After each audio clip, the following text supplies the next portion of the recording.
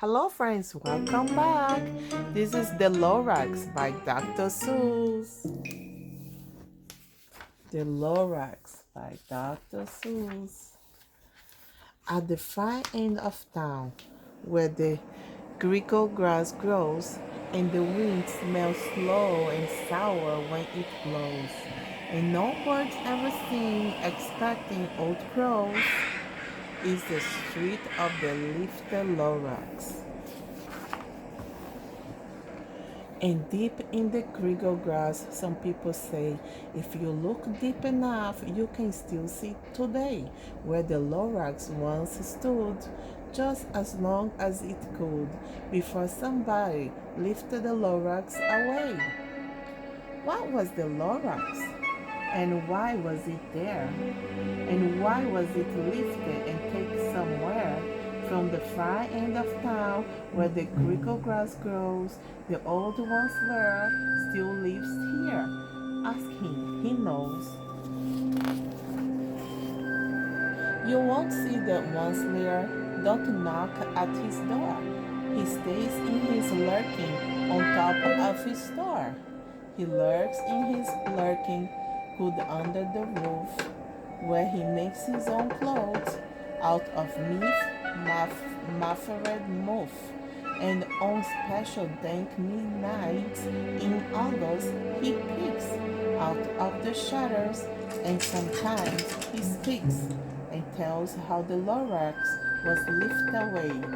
He'll tell you, perhaps, if you are willing to pay. On the end of a rope, he lets down a tin pail, and you have to toss in 15 cents and a nail, and the shell of a great-great-great-grandfather's nail. Then he pulls up the pail, makes a most carefully count to see if you have paid him the proper amount.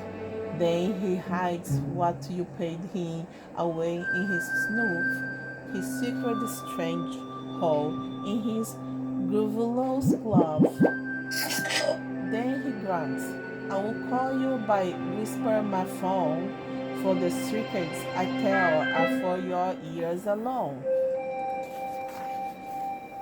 Slurp down slurps the whispermaphone to your ear.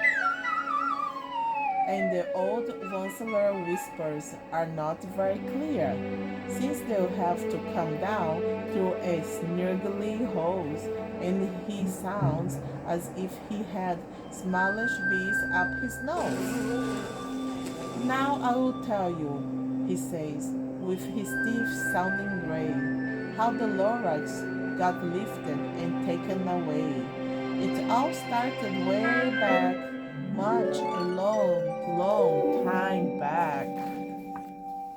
Way back in the days when the grass was still green and the pond was still wet and the clouds were still clean and the song of the swalmy swans rang out in space.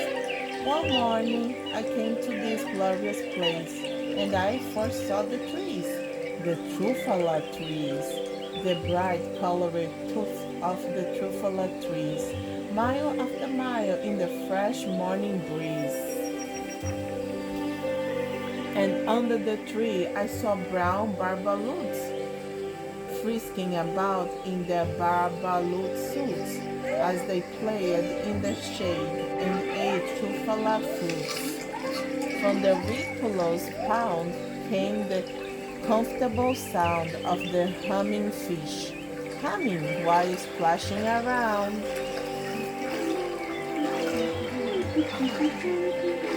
But those truffala trees, all my life I've been searching for trees such as these. The touch of the tufts was much softer than silk, and they had the sweet smell of fresh butterfly milk. I felt a great leaping of joy in my heart. I knew just what I'd do. I unloaded my cart. The Onceler. In no time at all, I had built a small shop. Then I chopped down a truffle tree with one chop, and with a great skillful skill, and with great speed, I took the soft tuft and I knitted a tweed. The instant I'd finished, I heard a gazump. I looked. I saw something pop out of the stump of the tree I chopped down. It was sort of a man. Describe him. That's hard. I don't know if I can. He was shortish and oldish and brownish and mossy, and he spoke with a voice that was sharpish and bossy.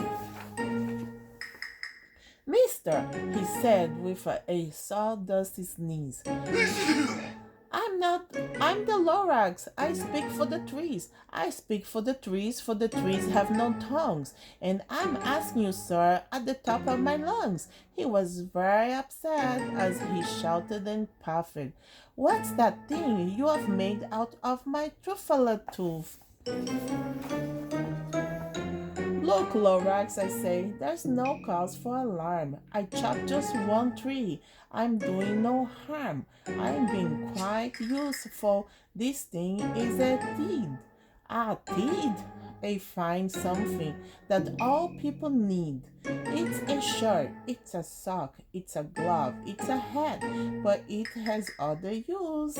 Yes, far beyond that. You can use it for carpets, for pillows, for sheets, or curtains, or covers for bicycle seats. The Lorax says, Sir, you are crazy with greed. There is no one on earth who would buy that full teed. But the very next minute I proved he was wrong. For just at that minute a chap came along, and he thought that the teed I had knitted was great. He happily bought it for $3.98. I laughed at the Lorax. You poor stupid guy. You never can tell what some people will buy.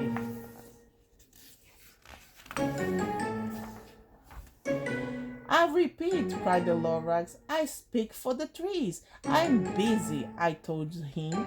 Shut up, if you please. I rushed across the room and in no time at all built a radio phone. I put in a quick call. I called all my brothers and uncles and aunts, and I said, listen here, here's a wonderful chance for the whole Once-a-Year family to get mighty rich. Get over here fast, take the road to North Niche, turn left at Wickerhonken, sharp right at South Stitch. In no time at all in the factory I built, the whole Once-a-Year family was working full tilt.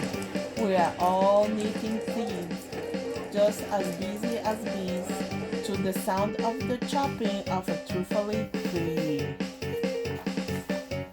Dang, oh baby, oh, how my business did grow.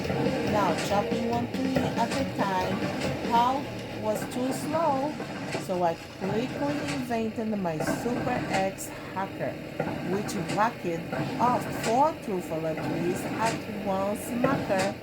We were making trees 4 times as fast as before, and that Lorax, he didn't show up anymore. But the next week he knocked on my new office door. He snapped, I'm the Lorax who speaks for the trees, which you seem to be chopping as fast as you please. But I'm also in charge of the brown barbaloots, who played in the shade in their barbaloot suits, and happily lived eating truffle fruits. Now, thanks to you hacking my trees to the ground, there's not enough truffle fruit to go around, and my poor barbaloots are all getting the crewmies because they have gas and no food in their tummies. They love living here, but I can't let them stay. They will have to find food, and I hope that they may. Good luck, boys, he cried, and he sent them away. I, the once layer, felt sad as I watched them all go, but business is business, and business must grow, regardless of premiers in tummies, you know. I mean, no harm. I most truly did not, but I had to grow bigger. So bigger I got. I bigger my factory. I bigger my roads. I bigger my wagons. I bigger the loads of the fleets. I shipped them out. I was shipping them forth to the south, to the east, to the west, to the north. I went right on the biggering, selling more fleets, and I bigger my money, which everyone needs. Then again, he came back.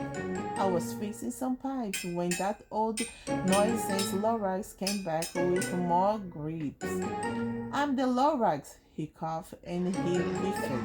He sneezed and he snuffled. He snarled and he sniffed. Once a year, he cried with a Crucifix probe. Onceler, you are making such a smuggler smoke. My poor swarming swans, why, they can't sing a note.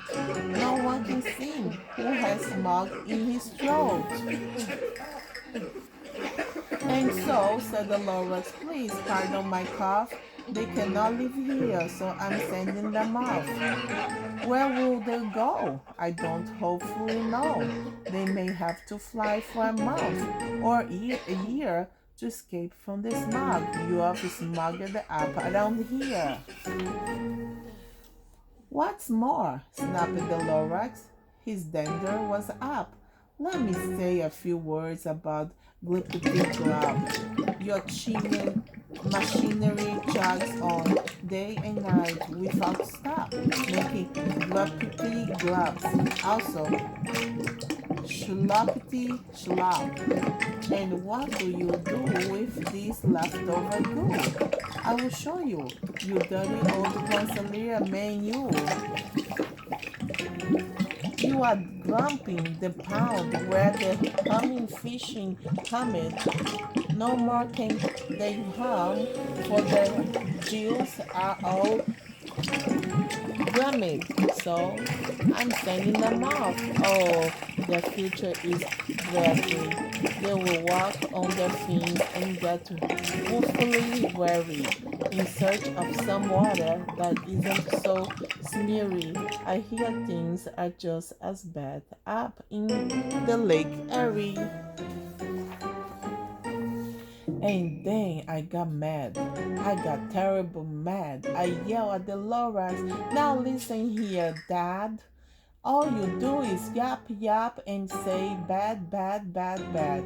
Well, I have my rights, sir, and I'm telling you, I intend to go on doing just what I do.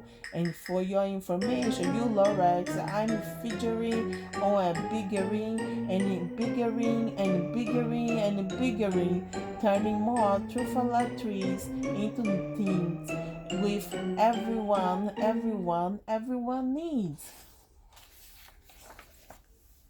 And that very moment, we heard a loud whack. From the outside in the fields came a sickening smack of an axe on a tree. Then we heard the tree fall, the very last truthful tree of them all.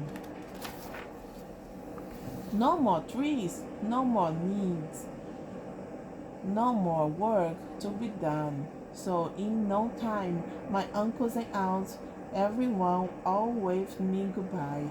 They jumped into my cars and drove away under the smoke, smuggery stars. Now all that was left, neath the bad-smelling sky, was my big empty factory, the Lorax and I. The Lorax said nothing, just gave me a glance. just gave me a very sad backward glance, and he lifted himself by the seat of his pants, and I will never forget the grim look on his face when he raised himself and took leave of this place through a hole in the smoke without leaving a trace. And all that the Lorax left here in this mess was a small pile of rocks with the one word unless, whatever that meant, well, I just couldn't guess. That was long, long ago, but each day since that day, I've sat here and worry away. Throughout the years, while my building had fallen apart, I've worried about it with all of my heart.